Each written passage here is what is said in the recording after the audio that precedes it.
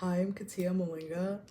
Um, for the exercise 3, moral virtues, Aristotelianism, Aristotelianism. Um, the moral virtues, sorry, the moral virtue that I chose was shame. The reason why I had chose shame is from my understanding with the class notes, class lecture, and the reading. Is that shame is about checking yourself to ensuring that if you do something bad, that you correct yourself, alongside not overestimating your abilities when it comes to doing something, but also not underestimating your ability. And that way you can always work to being better. Since Aristotle, one of the thing that he's really passionate about is discussing how one can be true to themselves by being how one can be true to themselves, and by being true to themselves he essentially means like being honest with like their capabilities and their abilities of doing stuff, so they can just like help their community, which I find really beautiful. um so the reason why I chose this is just because I wanted to go I wanted to essentially try to do something that would force me to go against the norm. And I mean by that is that I feel like as like a marginalized person, as a black person obviously, um and with like other marginalized identities, there is like a sense of shame that is like naturally like, in a way it feels ingrained in you. And so like the way Aristotle discusses shame, it being like so completely different, intrigues me, and I wanted to like practice that and just feeling a sense of like, oh, like this is good. Like I do not have to feel ashamed for like, you know, existing, taking up space, or like asking for help, or etc., etc. Um, I think a lot of the ways that I had partook with this had to was more so like inside, like more so like a lot of introspection, and just like questioning like the way that I do stuff, and saying like, is it good? Like, should I let the shame like stop me from doing it? And then I did it. Um, so I feel like that doesn't make sense when I say it, but I think examples give sense. So, for example, my grandfather on my mom's side has recently passed away. Friday, this coming Friday, is going to make it 2 weeks since he passed. And I am a very bad person when it comes to like converting people. I'm just really awkward. I'm really like I don't really know like what to say. I'm not what to say like the right words, and I just kind of like come off aloof. And I don't tend to mean to. It's just like the way that I just I do. If I don't do that, then I just come off as awkward. Um so I'm never winning. So I'm always like very like wary when people like talk to me about like when they're grieving, because I just don't know what to do. But because I was taking on Aristotle's moral virtue of shame, I sat down with my uncomfortableness. I just like sat down with it and I examined where it came from. And really, it just came from this idea of the fact that I wasn't perfect, and the way that I interact with people at times is can come off as awkward, and that's just because like of who I am as a person. And because of that, I was just more so like I was more so like, it made me real with myself, in the sense that I was just like, okay, like yes, this is true, I do come up as awkward sometimes. But people in my life, my mom specifically, because when she grieves she's just like really depressed, and it's really sad to see her like not eat or drink, like people like in my life, like her and my siblings, like my grandma, are grieving, and I need to like not let the shame prevent me from like being there, if that makes sense. Like not let the way that we know what shame is in a societal sense prevent me from being there for her and for my family. And so you know, I noticed I was doing something bad, letting the shame that society has said is right stop me from calling my mom. So I like called her for a couple days consistently, asking her if she was eating food, asking her if she was drinking water, making sure that she was doing all of those things, like asking her if she's been sleeping. I called my grandma, being conscientious of the time zone because she lives in Congo, Congo, the Democratic Republic, and being conscientious of the time, and also just like her energy, knowing that like she's super sad and she's grieving, so like she won't be able to like talk to me and not really like taking offense to it. Yeah. So second, since I've been grieving, it I think this is like the first time I've like been it sounds weird, but I've been conscientious of the fact that I'm grieving, if that makes sense. And like usually I am really prone into just like getting stuck into grief, which is never good, and then feeling a sense of shame for being stuck in grief. But it's been very nice using both Stoicism's views of how grief occurs and how loss occurs, and how like we should be grateful that we got to be here with somebody that in our life, like for, because it's just like, you know, like it's 1 in a billion, like it's such a small possibility, but being grateful that I got to be here with this like other human being who means so much to me, and alongside with just like checking myself, really, like anytime I felt shame for like being sad, like I would use Aristotle's view of shame, and I'd be like, why am I feeling sad about this? Why am I feeling ashamed about feeling sad about this? Like it makes sense to feel sad about this, you know? And like I don't know, like it's been comforting. It's been very comforting. It's been making the whole grieving process for me like really nice. And it's like, especially because like when I got the news, I didn't cry, but I was talking to my brother and he told me that he was crying, he was sobbing. And at first I was just like, oh God, like I must be a terrible person because I didn't cry. And so like a lot of my shame came from that. But then I like, this is so dumb. I literally remember like Aristotle and like what he meant about shame, and how like if it's bad, like clock yourself, and it isn't bad, you shouldn't clock yourself. Like you shouldn't, like, you know, try to force yourself to do something that you know you can't do. That's just, you know, that's overestimating your energy, your time, your ability. And like I know just because like I didn't cry at that moment, or that I haven't cried since, doesn't mean I'm not gonna cry later. And even if I don't cry, it doesn't mean that I didn't love my grandfather. Yeah. 3, sorry, it's gonna be a lot about grief. Another thing is that my mom gave me the task where I had to write all of my siblings' thoughts and opinions about grief. And it was weird in the sense because I was like, why would she, like, not grief, about my grandfather. And it was weird in the sense because I was like, why would she ask me? Like, this felt weird.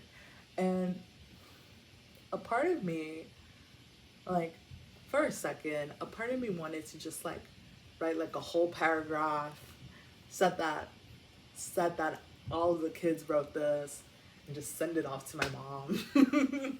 But like honestly, like shame, like the shame that Aristotle, like the moral virtue, like literally stopped me, because I was like, that's wrong. Like it made me feel dirty in a sense, because it was like my mom is entrusting me with like the ability to like have my siblings and I talk about our experience and our love with our grandfather, and they're gonna speak it in the funeral, where in a different language, French, Swahili, Chuluba, Lingala, like they're gonna like translate that. Like I could not do that. Like I couldn't do that. Like that's so messy.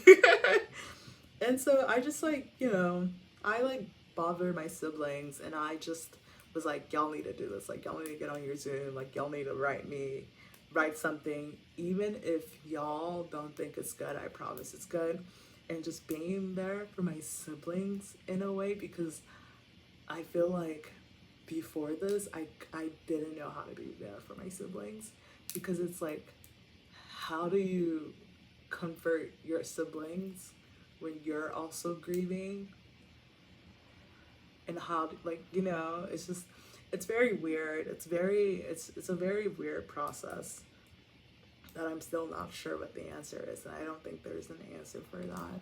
But I think that like made me feel closer with my siblings, because I read their messages and I like told them that it was beautiful, because it was beautiful.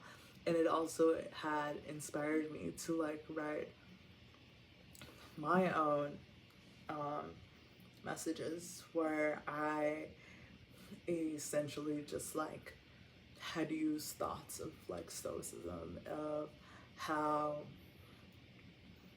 like, like I'm just so grateful for the fact that I had the chance to meet a man who I'm so happy and glad to call my grandfather.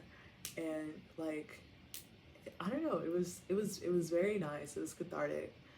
And like, I even showed it to my brother, and like usually I have like shame. Usually I do like embarrassed, and it's like, oh my god, this is so embarrassing. But like, I don't know, I didn't. Like I got to like a little, but like I like not really.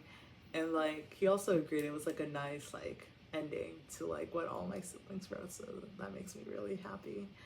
5.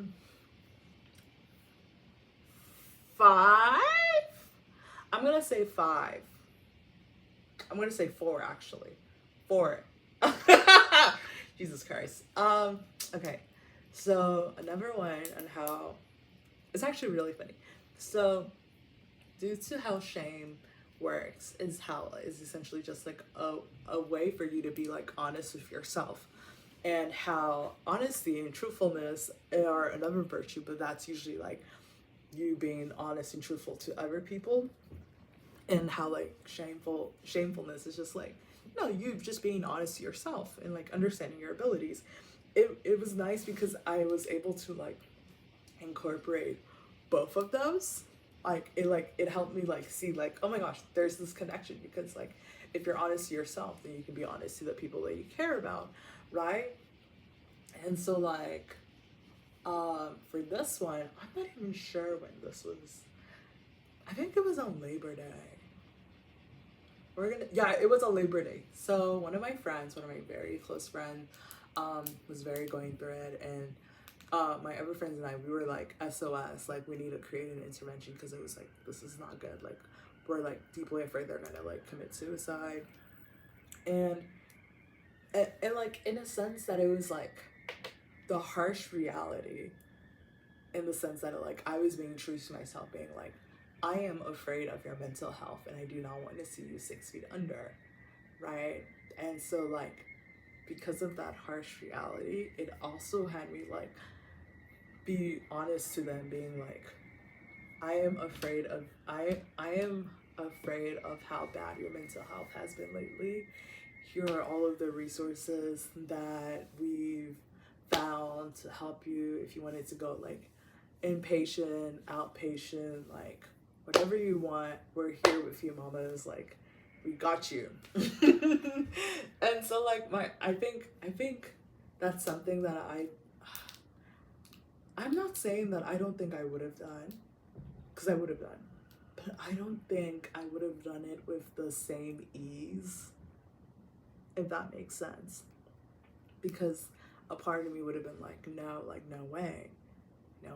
But it's like, in a time of crisis like that, like I can't be thinking about myself, because I have to be like, okay, this is the hard, uncomfortable truth. Time for me to find a solution. Time for me to fix this. It will be fixed. We will, like, you know, we'll get on our Zoom. We will get on our Zoom. We will get on our Zoom. Okay. Now, this is definitely 4. I think that was 3. I'm so sorry. Okay.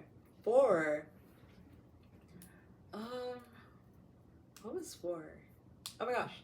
Can't believe I forgot. Okay. So 4, it like, because I mentioned and how like shame was just me realizing that it was just being true to yourself, and like, you know, just understanding on how to like correct yourself, and like in a way that's gentle and isn't like oppressive in the sense, in like, you know, like belittling yourself or being like super self-deprecating, which like, you know, goes counteractive of like the whole point. Even though like Aristotle does get a little iffy when he starts talking about shame in adults, but that's neither here or there. But no, what I was trying to say though is that my like aside from like grief, like I've just been going through like a very hard like time recently, and so like usually I tend to like isolate and I don't really talk to my friends about it, and that's just like, you know, because it comes from a sense of shame and no sense of like not wanting to like you know, put your baggage onto people, especially like your closest friends, and like not being a burden. And to like deviate a little bit, I had recently went to a Zoom meeting. It was with the author of Care Work, I forgot their name, and they were talking about ableism, and it was so interesting. They were talking about how like ableism, you can see it in the way that like, you know, sometimes you just don't want to like bother your friends because you see it as a bother, and how like this is really the cost of like colonialism, capitalism, white supremacy, anti-blackness, and like neurotypical supremacy. And it really just like I saw the Zoom was on Monday. Yeah, it was on Monday, but like it had like connected, like it made me like, oh my god, like this also ties in with like shame, and like, you know, because I was like, oh my god. And the reason why I'm saying this is because usually due to the way like shame has been conditioned in like in all of us, is the fact that like to ask for help is shameful, it is seen as bad, and so you're supposed to like suffer alone. But Aristotle would argue that that is incorrect. You have community, you should go out to your community if you're able to. And he would also say like shame, Aristotle's moral virtue of shame would also be like, that's incorrect, because you're doing nothing to help yourself, you are just suffering. It's not doing any good. Even if the good that you see is happening, it's not true good, you know. Which is why you have to be truthful with yourself, and you, by being truthful with yourself, you can be truthful with your friends. And that's such a long-winded way to say that this virtue just helped me be more comfortable with like just talking to my friends when I was like feeling really sad. Like for example, like Monday had like this really big fight with like one of my friends. I'm not sure if we're friends, but it was so bad that like I like, because I work at El Hall, so I like left El Hall. I was like out at a hall crying. I left El Hall, walking to my apartment crying. I came to my apartment crying, and it was like, it was so bad. It was such a bad day, and I was like crying. I was like really sad, but like I felt comfortable. Like after I could like, you know, calm myself down a little bit to like talk to my friends and just be honest with them, because it was just like, this is what you need. Like sometimes you really just, you need to like be honest with yourself, and to be honest with yourself you have to be honest with your friends too. And I think those two things must correlate, or like be honest with the people in your community, so you can't just be like, sorry, I'm going off on a tangent, but basically you can't be like, oh, like I'm dating like a racist boyfriend. Like you can't be doing that. Like that's weird. That's so weird. You shouldn't be doing that, you know? But you're like not racist. Somebody's lying. Ain't me. Sorry. Okay. I think this is 5. Yeah, this is day 5. What are we talking about? What happened in day 5? I don't know. I think I've talked about honesty. I talked about shame, talking to my friends. Oh my gosh, I can't believe I haven't talked about this yet. Okay, so because again, like shame in the way like it is like ingrained in our society, and in a sense, like especially like if you have a marginalized identity, it just like feels like you can't really do anything. I think for me, the way that I had like thought about it was really just like thinking about like what are the ethics when it comes to the way that we interact with people, with people. It doesn't make sense, but like what I'm trying to say is that like after my grandfather passed, I thought a lot about morality, and that morality was never like in a suicidal like contemplation, but more so just like wow, like you really just like unironically you really do live once, like not to be cringe, like you really do live once, and like life really is just life, you know? And I don't know, it just made me think about like that, and then like how the interactions that we have with our friends and like the people in our life, and it really just had me like think like really like it's something that I'm still thinking about, on how like the way that Aristotle's view of shame has been so productive and so good, because I don't know, I felt like I got closer with some of my friends because we were just talking about the fact that like our grandparents had passed away, and just like I don't know, it was nice to be in a space where I could like grieve the fact that like, oh, like I couldn't go to the funeral because it's all the way in Congo and I'm here in Boston, you know? And like if I had, and also it would have just been weird because it would have been like the last time I was there was literally like like 2008, like I don't know, when I immigrated here, like, you know? So it kind of just like had me like think about like the weird sense of shame that comes with the fact that you can't go back to like your motherland, and like just knowing that like you have history there, but like some of your history, some of your ancestry are dying, but like you don't have like the ability to have language, like you don't like have the language to like speak to them. And so like I think like I don't know, I think just having that thought, and just like when it came to like shame and just truthfulness to like oneself and like other people, just allowed me not to feel like bad in a sense. I feel like especially when you're like an immigrant child, you're always feeling bad because like you should know the language, you should know this and that. But I think for me, I've just been like I can't willow and like be stuck in grief because it's gonna do nothing for me. I can't willow to the point where I'm like shame all the time. That's not gonna do anything for me. Yeah, and then I'm sorry for yeah, and then I guess 7. Yeah, so like day 7. I guess yeah, it is day 7. I'm so sorry. I'm so sorry.